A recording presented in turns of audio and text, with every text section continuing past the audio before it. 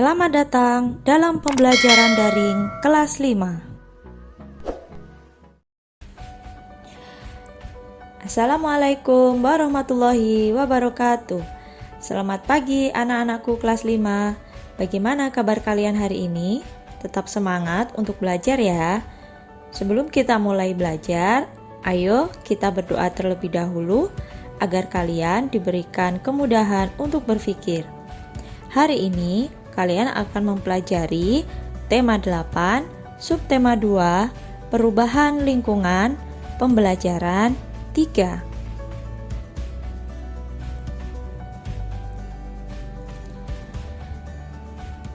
Nah, di sini ada beberapa gambar. Ini adalah contoh dari usaha ekonomi yang dilakukan oleh manusia. Ada usaha ekonomi yang memanfaatkan alam, seperti pertanian, perikanan, dan perkebunan. Berbagai jenis usaha dapat dikelola sendiri atau berkelompok. Apa saja jenis usaha yang dikelola sendiri? Sekarang kita pelajari lebih lanjut yuk jenis usaha ekonomi yang dikelola sendiri.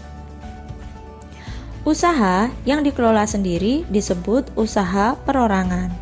Usaha ekonomi ini memiliki modal terbatas dan biasanya dikelola secara sederhana.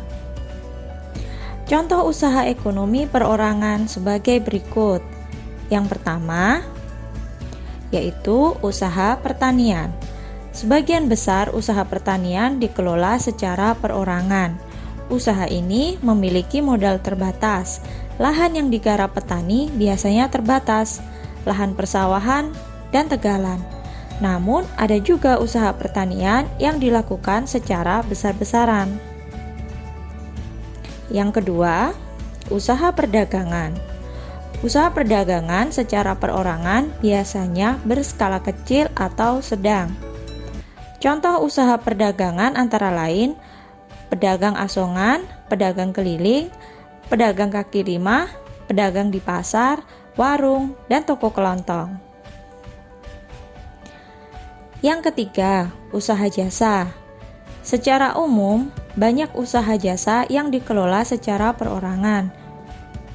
Contohnya usaha salon, fotokopi, bengkel, potong rambut, dan penjualan pulsa.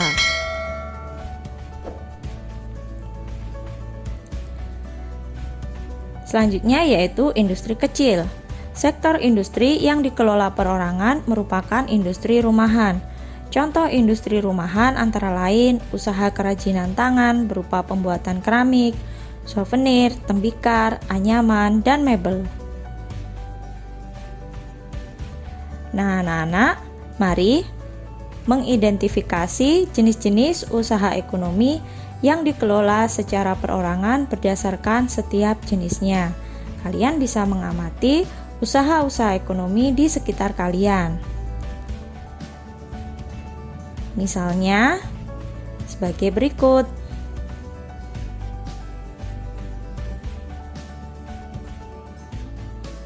Usaha masyarakat banyak dipengaruhi oleh kondisi geografis tempat tinggalnya.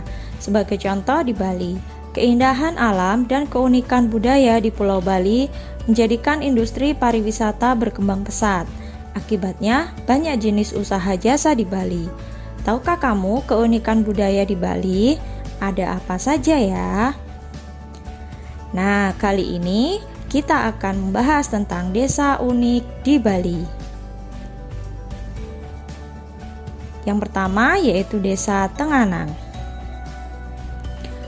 Desa Tenganan terletak di Kecamatan Manggis, Kabupaten Karangasem, di sebelah timur Pulau Bali. Desa Tenganan merupakan salah satu desa tertua di Bali. Masyarakat desa ini masih menjunjung tinggi nilai adat dan budaya. Desa Tenganan merupakan salah satu desa Bali Aga, atau desa asli suku Bali.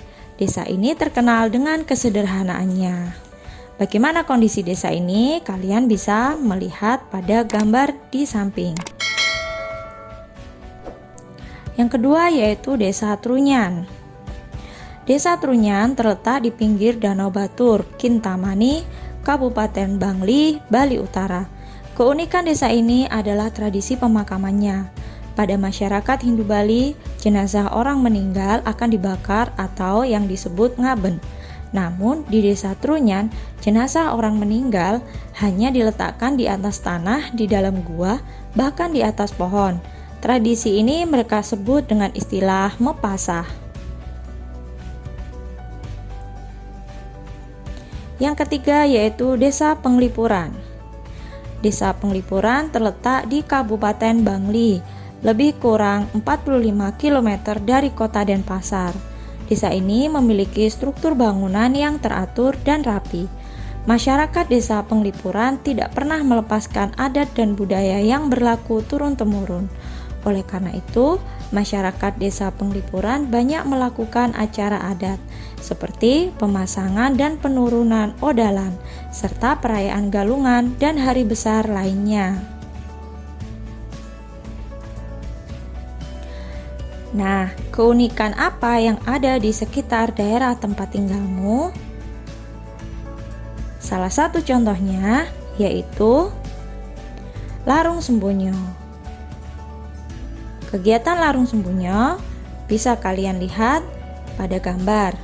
Larung Sembonyo adalah upacara adat sedekah laut yang telah dilakukan secara turun-temurun sejak zaman nenek moyang oleh masyarakat lokal nelayan Pantai Perigi, Trenggalek, Jawa Timur.